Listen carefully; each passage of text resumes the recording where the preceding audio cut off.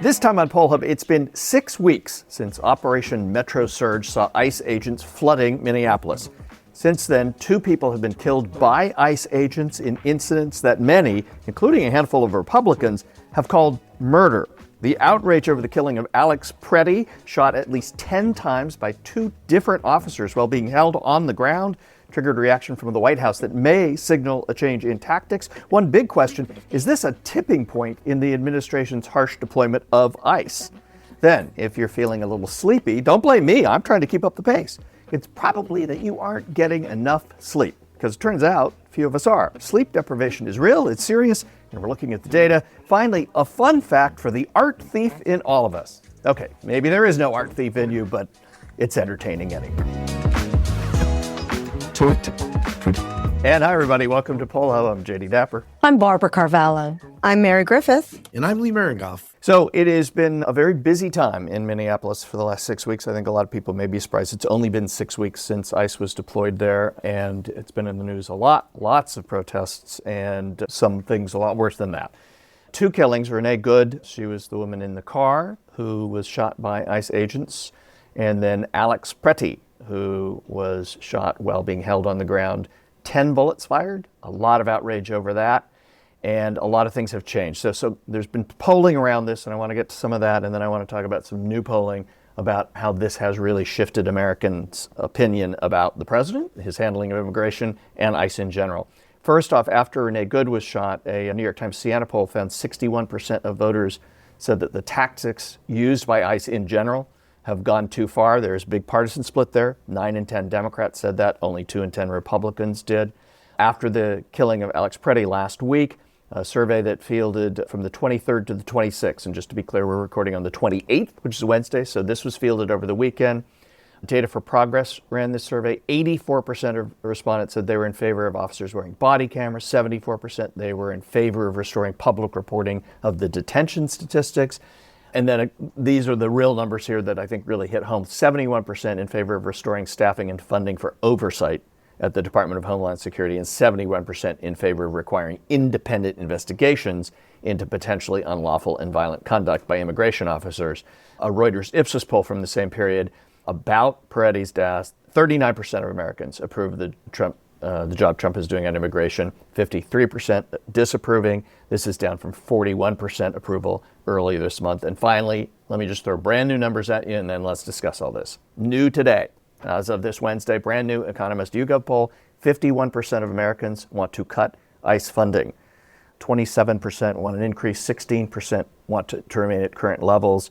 The same polls show 55% of Americans have very little confidence in ICE. That is up from 45% just 3 weeks ago. So there is a lot that has moved. My first question, I think, and Lee, I'm going to throw it at you, because we've been through a lot of this with a lot of administrations over a long period of time. You've got a long view on this. Is this a tipping point? With Donald Trump, there have been probably 50 prior tipping points that people have pinned on him, dating, I guess, way back to John McCain's having been captured, and he didn't like POWs because they got caught. And I think there are some differences in this instance. Obviously, the visuals are just horrible, and people can judge for themselves very clearly what they think happened. And that most times contradicts what the administration has been saying. Although, obviously, if you're a strong MAGA person, you're still, largely stepping in beat to the White House's view on this. I think there are some differences. One, I think, and the 2 words that Donald Trump, you never want to say in his presence, is lame duck, because right now he's facing the midterm elections. This is the second term, and some of the folks on the GOP are kind of recalculating, whereas my car would say recalibrating. And they're looking at this and saying, I got to have a little self-preservation here, and this may not be the horse I want to ride in the midterms. And obviously, it's the generic poll question numbers are showing a potential for Democratic victories in the House and long shot in the Senate. The one thing you mentioned, the history on this, and everything sort of triggers something else. And, in my mind, I can only go back to like Kent State and the shootings. I think, if I'm not mistaken, that was 1970. in May over then the invasion of Cambodia by the Nixon administration and the protests that ensued and the shooting by the Ohio National Guard of students on the Kent State campus and the outrage that followed, again, in part because these were innocent people. And I can't remember if they were both involved in the protests or just happened to be in the wrong place at the wrong time, but it's irrelevant to the point. And that is when people see officers shooting innocent people and very clear visuals, it is pretty much going to get the kind of reaction in this instance, more so because immigration is such a hot topic and also part of the reason Donald Trump was brought to his second term. And obviously the policy is not doing well, and I could go on and on, but I'll just say you did indicate that the White House is sort of backing off that. And I saw Stephen Miller, I think yesterday or this morning, indicated that maybe the protocol wasn't being followed by these officers. Well, yeah, that's my question, Barb, to you is the president has reacted, and we have seen this before too. He's quick to throw people under the bus if it is not in his interest, and there has been a real change in policy. Bonino, the guy who has been photographed many times in long jackets and lots of military garb, stomping through the streets and pepper spraying people, moved back to California, and Tom Honan brought in to kind of look at the investigation to try and figure out what was happening. Kind of, some people have characterized it as he sent the adult into the room. Is this really any different from what's happened before, or is this a real turning point, you think, with Donald Trump? I think it's wait and see.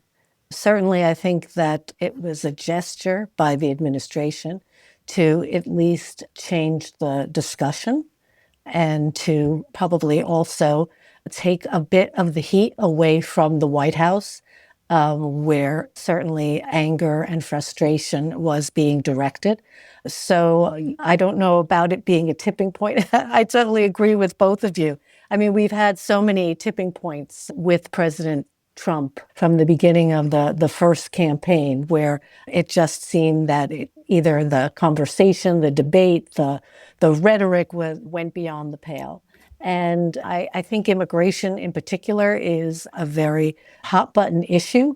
What's interesting is there is such an incredible consensus on the issue, in the sense that most Americans, want strong borders. Most Americans want people coming here legally. But I think we've moved far away from actually the interest or the topic of immigration, because this is about terror in the streets. This is not about illegal immigrants. This is what is happening in Minnesota, and specifically in Minneapolis, really isn't about immigration. And the numbers support that. I mean, deportations are much lower than they have been in other presidential administrations. Certainly, you can point to the fact that immigration in general is down, but that's because the government is functioning in that regard.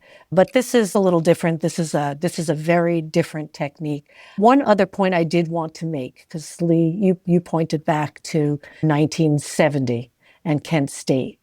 A couple of very real differences. One, social media, and we didn't have video from every angle in 1970.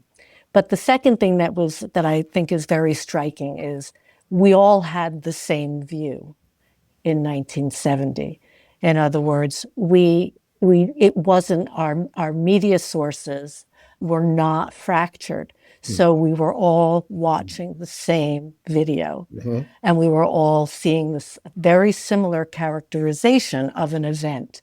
Now, one of the things that I think was very striking, I believe from the YouGov poll, is that we look at the partisan difference, but it's not just what they're seeing, it's whether they're seeing it at all. And that poll really pointed to the fact that about 1 in 6 Republicans actually saw a video of the Preddy killing. So we're experiencing these things from a very different exposure of what has happened. And that's really tough to then find consensus and to bring people together with one voice if we're not all hearing and watching the same thing.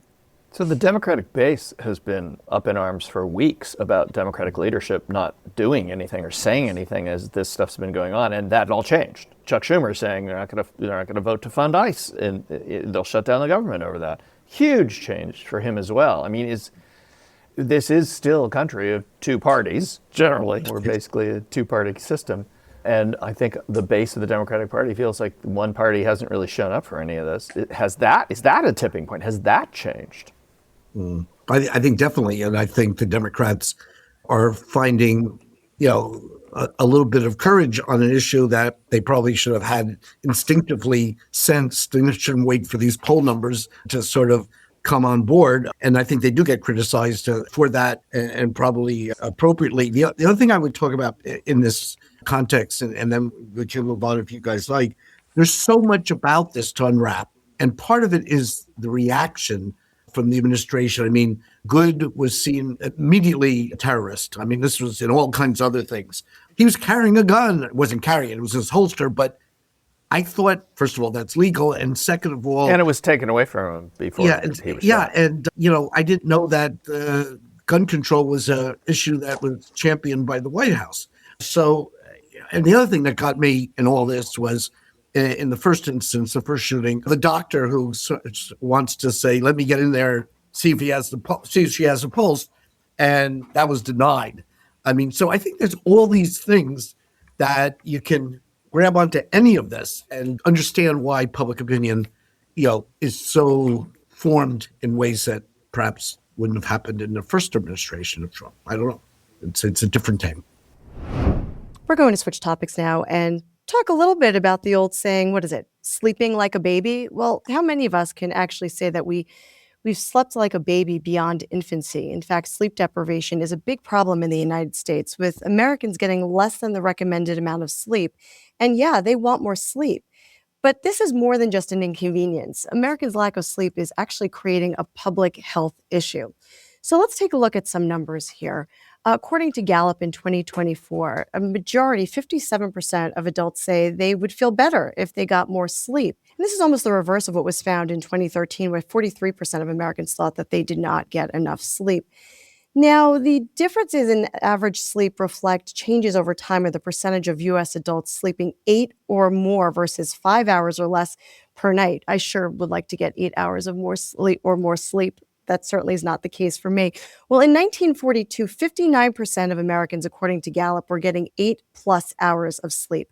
Only 3% said that they were getting 5 hours or less. Fast forward to 1990, and the percentage who said that they got 8 or more hours of sleep had fallen to 27%. 14% said that they were getting 5 or less hours of sleep. And now, today, a quarter of Americans are still getting 8+ hours of sleep.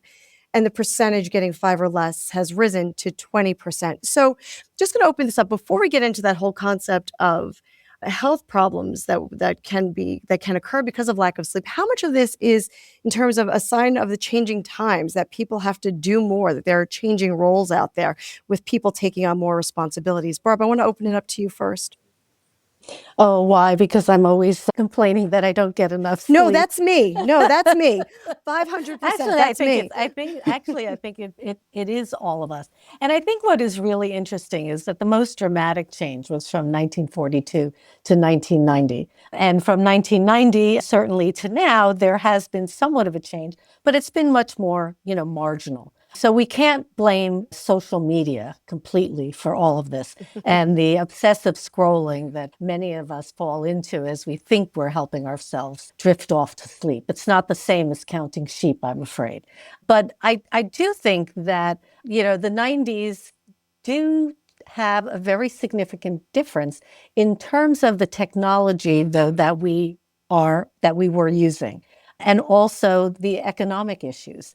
Many people working more than one job, being able to keep in touch with people at all times of day and all times of night. There's no off button anymore. And so I think that many of us don't prioritize sleep. Instead, we prioritize, having some time to ourselves.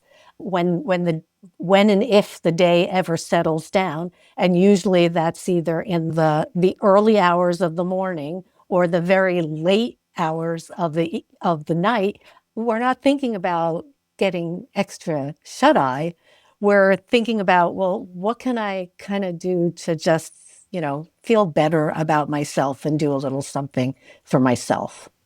That's a really good point, Barb, because it's funny. There's a mom friend of mine who actually lives down in Florida, and I saw her posting on social media saying, it's midnight, and I know I should go back to I should try to get some sleep, but the house is just quiet right now, and I just want to sit and do something or watch TV or something like that.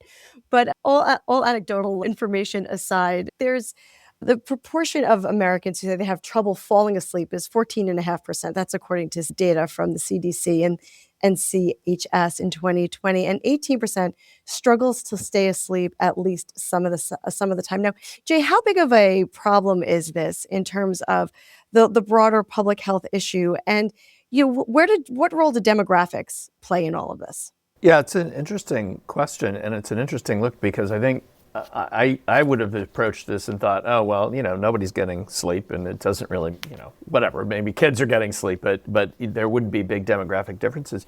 But there are, and it's kind of surprising. A couple of pieces of data here, and this is largely from the CDC, some surveys and work that they did with the National Centers for Health in 2020. So nearly 18% of us struggling to stay asleep at some time. But non-Hispanic Asian adults have less trouble falling and staying asleep. Non-Hispanic white adults have more trouble staying asleep. So there's a race and ethnicity difference. And then there's also difficulties, or differences, I should say, between where you live. So sleep difficulties decrease as your income goes up, maybe not a surprise, but also as urbanization increases. Maybe not a surprise. If you ever lived in New York, it's not the quietest city in the world. But it's funny, because I live in a very quiet area. I live in a rural area where there are more deer than people by far. If we have 3 or 4 cars on our road in a day, that's a busy day.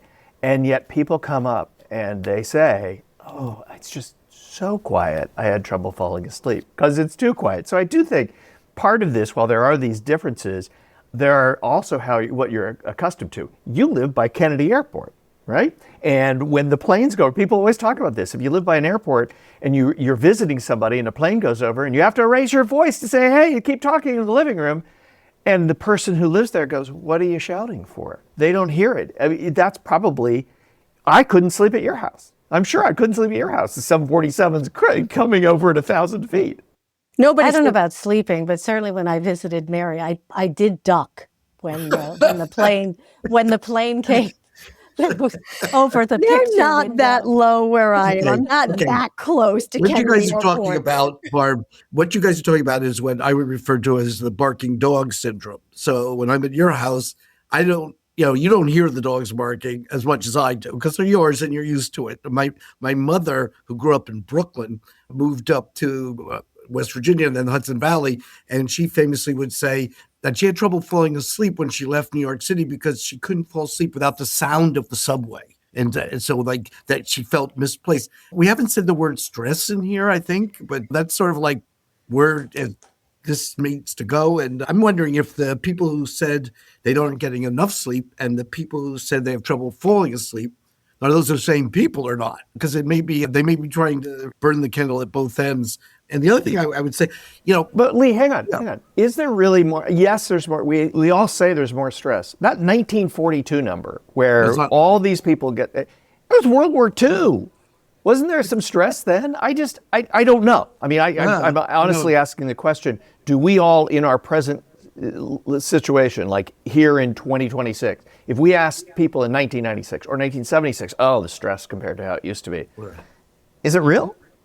That may be just our get us into our comfort zone, sort of like the object that we can point to. No, well, how much of it too is the idea that you're so tired that you don't have trouble falling asleep, that you can just fall asleep as well. So maybe some people get stressed out in different ways too, where it's overwhelming and it's exhausting and they're out cold. And I think it brings up another piece of data here, which is the quality of sleep that people are getting. So about 1/3 of Americans describe their sleep as fair or poor, according to a 2022 Casper Gallup poll. A third report that their sleep was good, and 32% say that their sleep was very good or excellent. So when you think about it, this all sort of plays into this idea that regardless of whether or not it's the environment, regardless of whether or not it's sleep, I mean, I think it's just what's going on internally with the individual and how it affects them. Yeah. And then there's the other two words, sleep apnea. I go to sleep with a mask on my face, which you think would make matters even more cumbersome. But I've put a nice coat of a circle around this, and I just say, I'm not a lousy sleeper. I'm just a night owl. So, I just like to, stay up late, probably for the quiet time. I don't have children, barking dogs, or any other kinds of subways or airplanes or any other kinds of obvious disruptions. But I sort of stay up too late and I get up too early. Well, I think, though, Mary, you also mentioned at the beginning of this, it's not just about the personal inconvenience. I mean, if we don't get enough sleep, each of us kind of trudges through the day and tries to, get through our list and the responsibilities we have for that day. But when you're looking at numbers that are as large as these numbers, we actually need to also start thinking about things like societal implications. Is this impacting, the number of accidents that people are having? Is this making our roads more dangerous? Is this decreasing productivity and production? And so I think there are significant implications for the fact that, Americans, I don't think value sleep to the degree that they did, and perhaps to the degree that other cultures do. It's fun fact time. And we have a question here, which was asked in 2010 by 60 Minutes. And it's kind of an interesting question. See how you react to it. So 5 major paintings at the time had been stolen from the Paris Museum of Modern Art. This is not the recent heist at the Louvre.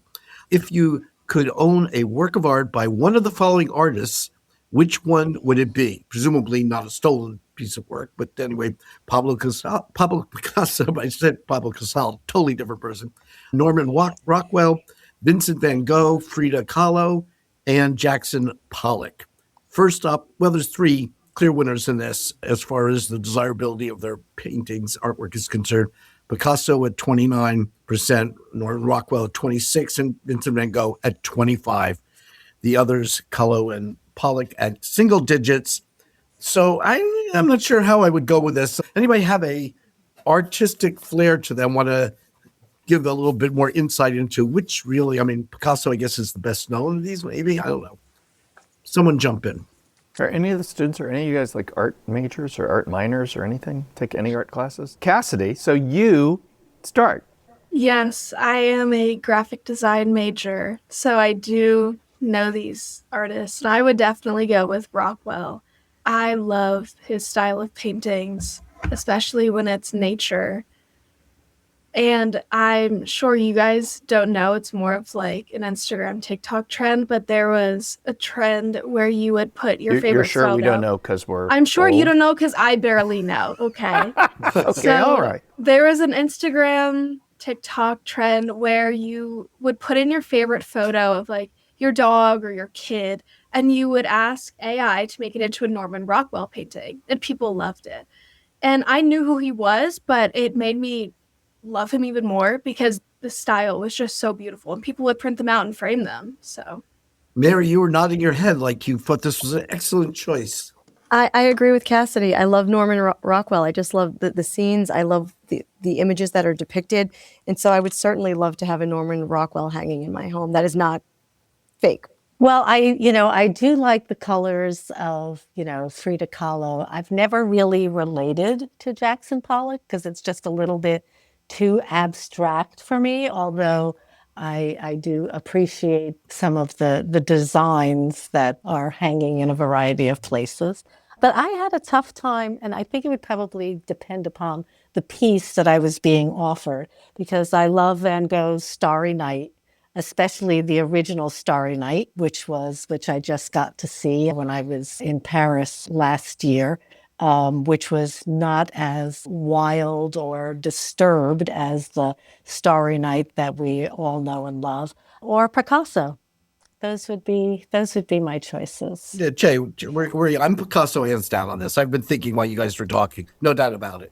Blue period. Well, I think the results reflect what you said, which is the best known. I think that's what the results reflect. And I would be on Team Frida, and the reason is that her house in the south part of Mexico City is one of my favorite places in the world to go, to visit, and I love the color, yeah. And it's all about color. But I'm just wondering if they could offer another one of each. I'd take all of the above, one of each. If that was on offer. I think we better check your living room and see whether you've already been collecting some. Anybody else got a thought in here? The other students not into artwork at all, or? I would choose Van Gogh, personally. I think Why? his style is like the most interesting. Also, like the oldest, if I'm correct. Yep, I think that's probably true. So I feel like there's value to that. Yeah. Molly, what would you put on your wall? Yeah, I would probably go with Vincent van Gogh too, because I like his color palette of like dark but vibrant colors. And I also do like Starry Night. And here they were denying, Jay, any knowledge of this, and now they're citing, color palettes. I mean, give me Calling out the color palettes in Starry Night. Molly, I think that's why you have to always ask students. They may surprise every now and then. Anyway, I hope we surprised you along the way today. This podcast. See you next week. Have a safe and stay dry. Stay inside if you can. Kind of weak, particularly in about 2/3 of the country. That'll do it for Poll Hub this week. Poll Hub is produced by the Marist Poll at Marist University in Poughkeepsie, New York. Mary Griffith is our executive producer. Casey Schaff is our production supervisor. The Poll Hub team includes AJ Gambino, Tommy Rogers, Cassie Connors, Sylvia Weiser, and Molly Goodger. If you enjoy Poll Hub, consider telling a friend about us. If you'd like to learn more about polling and survey science, check out the Marist Poll Academy, our free online learning portal accessible from our website. Remember, you can always tell your smart speaker to play Poll Hub, and with any luck, it'll cooperate. Finally, wherever you listen to Poll Hub, there is a subscribe button. Click it, and the latest episode will be ready for you in your podcasting app as soon as it's released. We'll see you next time.